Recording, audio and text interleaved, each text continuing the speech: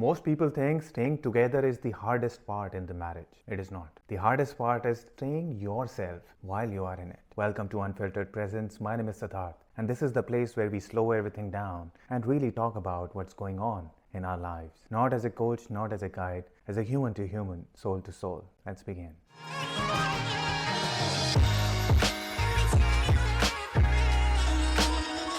I want to talk about marriages today. And let me start by saying something which you might not like. Marriages don't complete you, they reveal you. We have been sold this idea that we are incomplete, and once we get married, the other person will complete us. I will be whole once I find my partner, or a soulmate, or a twin flame. There are so many different kind of concepts. But marriages don't complete you, they reveal you. You are complete, whole, all by yourself. What does Vedanta say here? You are whole.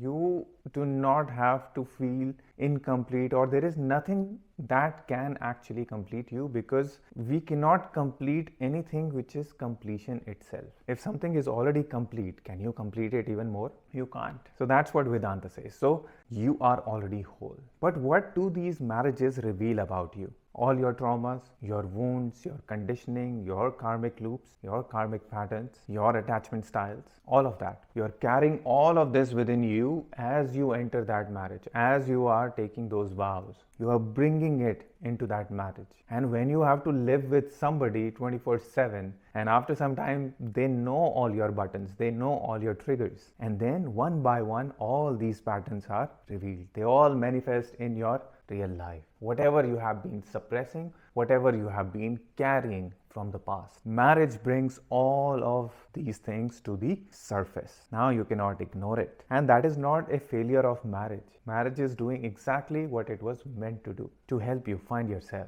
Now, as I was going through the questions which I have to pick for this episode, I found one question quite interesting. The question was that how can you talk about marriage when you have not lived inside one, when you don't know the fights? And I will say this once so that it is clear. I do not work with stories. I do not work with behavior. I do not work with fights or he said that or she did that. No, that anyone can do. Anyone can trade stories. You can vent out in front of anybody. No, that's not my job. I work with the awareness behind it. That part of you which is unaffected by any of those, which is not the story. It watches the story, but it is not the story. That awareness, that witness is same in every human being, regardless of their gender, regardless of their geographical location, regardless of which culture they come from, regardless of whether they are parent or not, married or not, because that something remains unchanged. The situations will change, the fights will change, the arguments will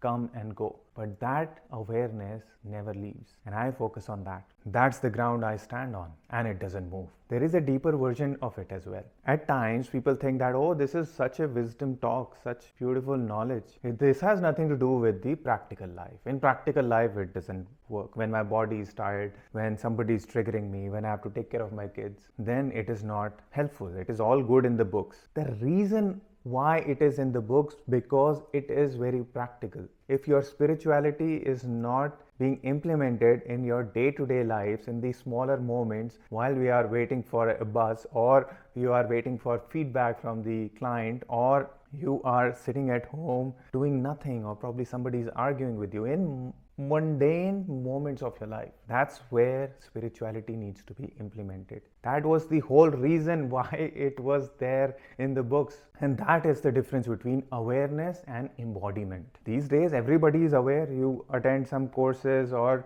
you read few books, you are aware. You ask the AI models to train you, you're aware. But it is not embodied. Awareness lives in your mind. You'll be good in talking about things, but has it actually changed your life? No. And that is also the difference between knowledge and wisdom. Anybody can be knowledgeable, but wisdom only comes once you implement things. And whatever you have done, or all the work which you have done, all the awareness which you have collected, it is also very useful. Think of it as the door. That knowledge or the awareness which you have is the door, and embodiment is the path. And path takes time. It is not a weekend thing. It is not one retreat thing. It may take some time. Spirituality is not a milestone you achieve. You live spiritually. Every day is a moment to live spiritually, not only when you are meditating, but in day-to-day life. So the idea is to bridge this gap between knowledge and embodiment. And once you start walking on this spiritual path, you'll see that Vedant does not promise that the storm will stop, the outside world will magically change. But it says that there is something in you that does not move with the storm. It stays still. You find that stillness. And your exhaustion is real. Your triggers are real. Of course, you feel it in your body. Nobody is denying that. But the one who is aware of the exhaustion has never felt exhausted. Exhaustion cannot touch it. And that needs more practice. So be patient, keep collecting the knowledge. At the same time, keep embodying it. Shall we take our first question? Let's dive in. So our first question is, struggling to be my own self. It feels like I am trapped in a golden cage. Whoever wrote this, I can understand what you're going through. And you wrote golden cage. That kind of stayed with me because if the cage was rusted, if the cage was toxic, then it would have pretty much made sense to leave that cage. Your family would have supported, your friends would have supported that, yeah, leave that cage. But here in your case, the cage is golden, which means there is a partner who's there, who's available. There are not a lot of other challenges. There is peace, there is love. From the outside, people see a good marriage, good home. From their point, your life is something to be envy of. People call you that, hey, you have everything. But inside, you are struggling to breathe, to be yourself, to expand, to be free. But the moment you start thinking about it, you are filled with guilt. That how can I think about myself? How can I be so selfish when I have everything? Golden cage. You have beautifully defined your situation, I think, just with 2 words, golden cage. So you are carrying both. On one hand, you want to be free, you want to be yourself, and the other hand, the guilt is pulling you back. That how can I even think about myself? Everything is going so well. Let me tell you, the marriage was never the cage. The real cage is the version of you that believes that it has to keep itself small to make sure that everyone is comfortable. That version of you got created years ago when it learned that asking for too much for myself is not good. My needs are not good. I am too much. I have to behave in a certain way, talk in a certain way, act in a certain way to be loved. I should not ask for a lot. I should keep my voice shrinked. And that is your true cage. And that true cage you brought into this marriage. That cage was built long before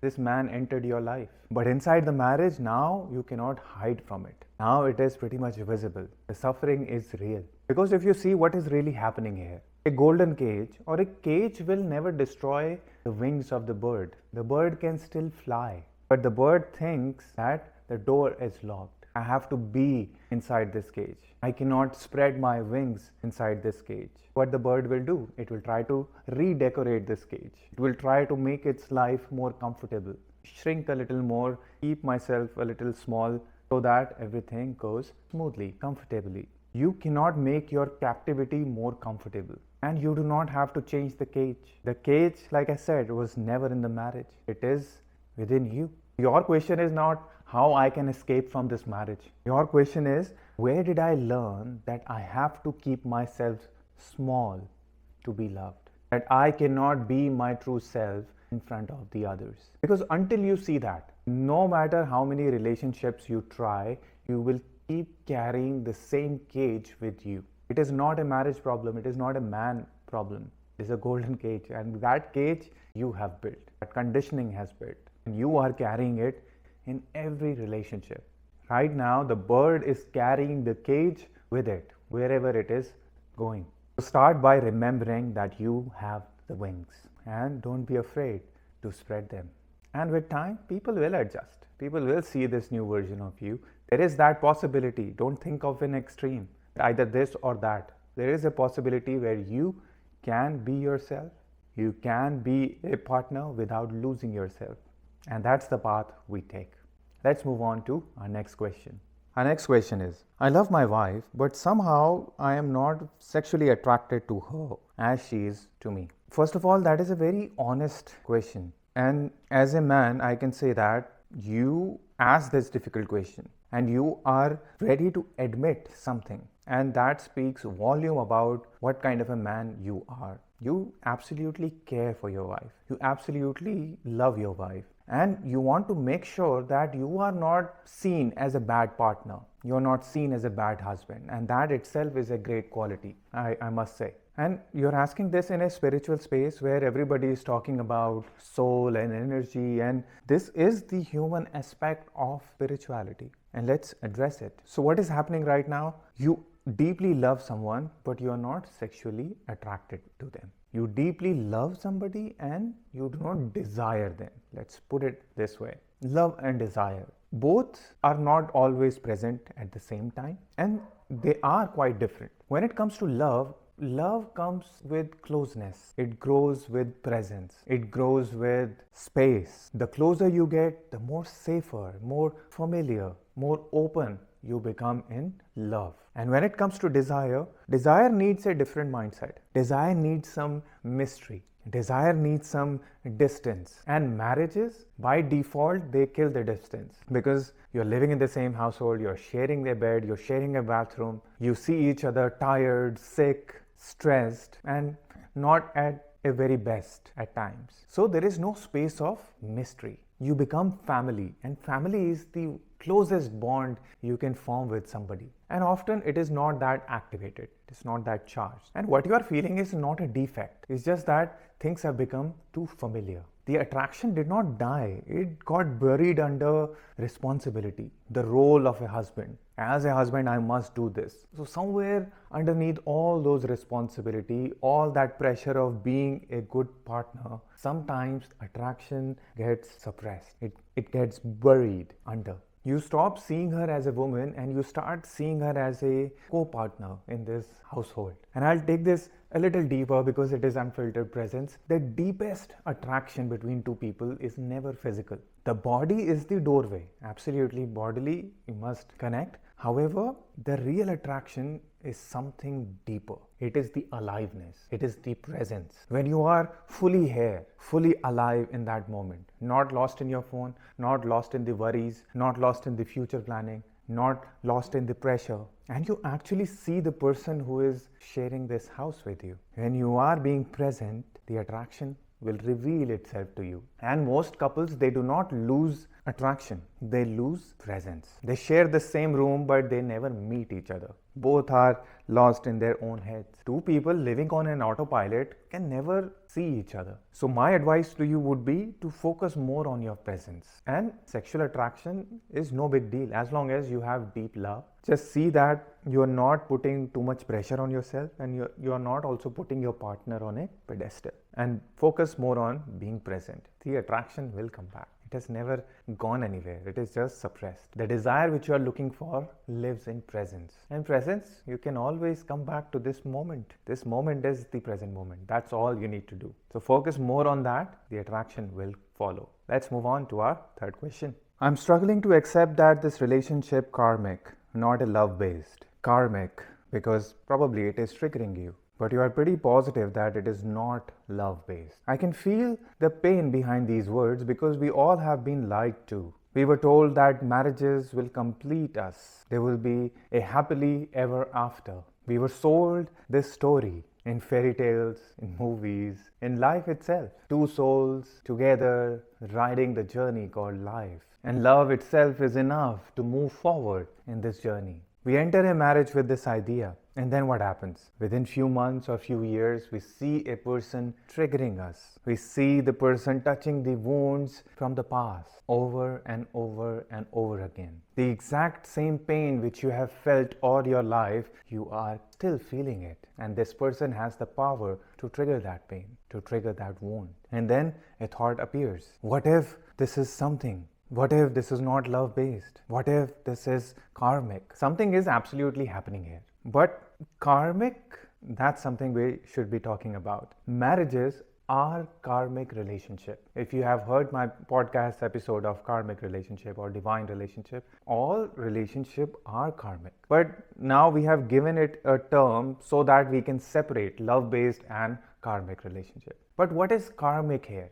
When I say all marriages are karmic, I don't mean it in a punishment way. Karmic does not mean punishment. Karmic does not mean cursed. It means purposeful. that a bond has come into your life to give you something. This bond has started to bring some things to the surface so that you can complete them, to burn something in you that nobody else can burn or nothing else can burn. This does not mean that you start worshipping your karmic partner, that, oh, they are helping me evolve or they are helping me see my true self, see my triggers. No worshipping of the wound and also the abuser. Here, focus on yourself. Now think about it honestly. Who else in this earth has the power to trigger your deepest wound except your spouse? Who else knows the exact word, exact trigger that is going to impact you? That is not random. A partner has a strange way of bringing things to surface. It is almost surgical. Very surgically things come to the surface, exact things come to the surface. And spiritual tradition understood it long before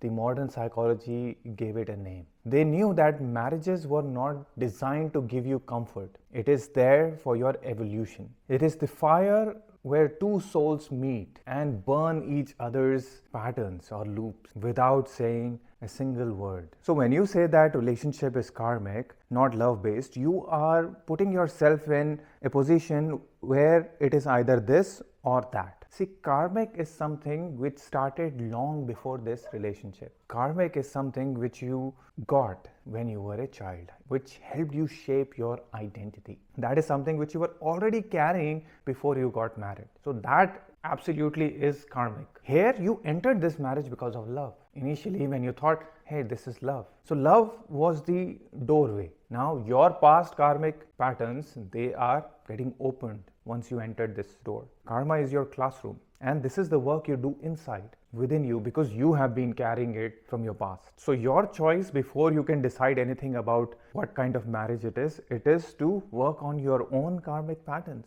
And the couples who succeed, they do not have less karma, but they are not expecting the marriage to fix them, to heal them. They are taking ownership of their own patterns. So you need to stop making marriage to make you happy. As long as the marriage is making you conscious, choose that. And you're trying to understand this loop, you're trying to name this loop, forget about naming. What is true that the same pain is triggering over and over again, this time from your spouse. In different shapes, different costumes, different city, the pain remains the same. And there is a part of you which is unaffected by this pain, which is seeing this pain but still not affected by it. That part exists. And once you reach that part, breaking your karmic loops become easy. And that's exactly what I've been teaching in the Wisdom Circle. In my one-on-one coaching, we go a little deeper. We peel all the layers of your identity and we bring this self out. And also, for you, what I have also done is I've prepared a guidebook which will have some lessons. And then there are 3 meditations to complement it. And then there is a journal.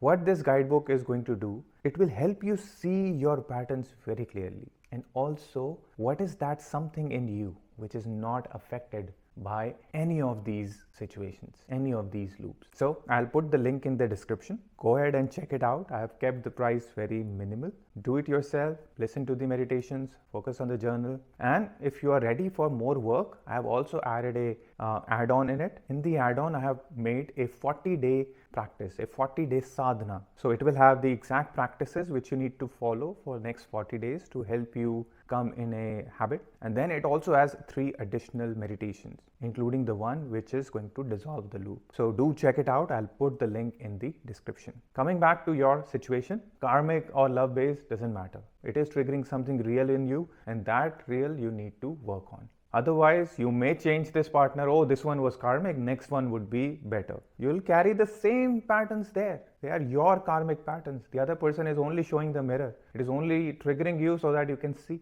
You'll carry it no matter where you go. If you keep getting stuck in karmic or love-based, that will make you a victim. You'll not have a lot of power to change your destiny. And this one, once you understand your true self, once you break these karmic loops, you experience true freedom. Let's move on to our next question. I want to leave him, but I can't tell him myself. But I just don't want to be with him. How can I tell him? This is real pain. But what you are saying, I want to leave him, but I can't tell him that. So something in you has already decided that you don't want to be with this person, but you can't tell him. So the real question is the second one. What is in you is stopping you from telling him. If that person is your partner, why you are not able to share your feelings with that person? Because that inability to express is the real knot. That is the real loop. And that also tells me that you have spent all your life in suppressing your truth. You did not express it freely. You were made to feel that you need to take care of everybody. You need to suppress your voice. You only have to focus on giving others, making them happy. And you spend years suppressing those small truths.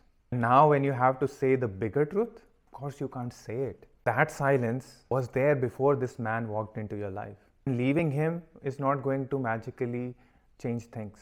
You will carry that silence in the next relationship. You have pretty much already decided. Now, I must say something very challenging. Sometimes leaving is the right thing, and sometimes leaving is just an escape. How can you tell the difference? If you are leaving to escape a discomfort, to not have a hard conversation, then it is just another loop and you will carry it forward in the next relationship. You are just running away from something. If you leave from clarity, from wholeness, from data, after having finally found your voice, your own truth, you were able to speak your own truth, then leaving absolutely makes sense. Now you see that both are same options. You are leaving in both the way, but both will have very different outcomes.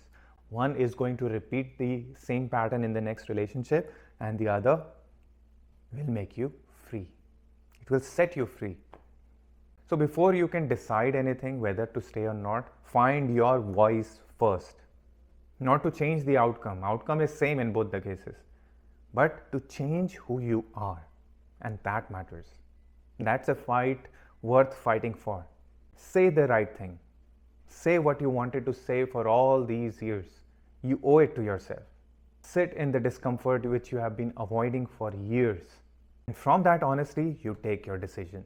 And if you decide to leave, the loop is not going to follow you. You will not be leaving a trail. Because real freedom is not leaving your partner. Real freedom is to be able to say your truth. So if you see all these 4 questions, something is same.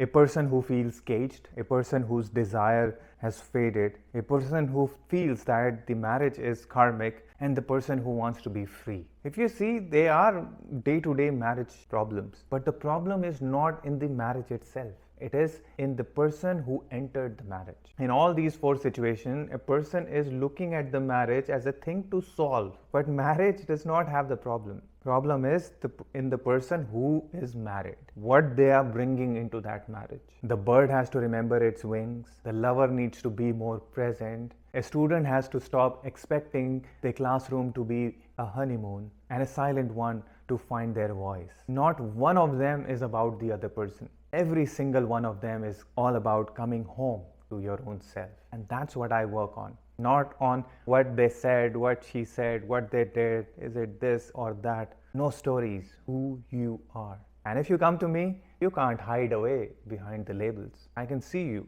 as you are. And I'm going to say what nobody else is going to tell you. Marriage is not a thing to be fixed. Marriage is not asking you to fix it. Marriage is asking you to grow with it. Grow into wholeness. Stop expecting that bond to complete you, to soothe your pain, to heal you, make you feel chosen and whole and safe.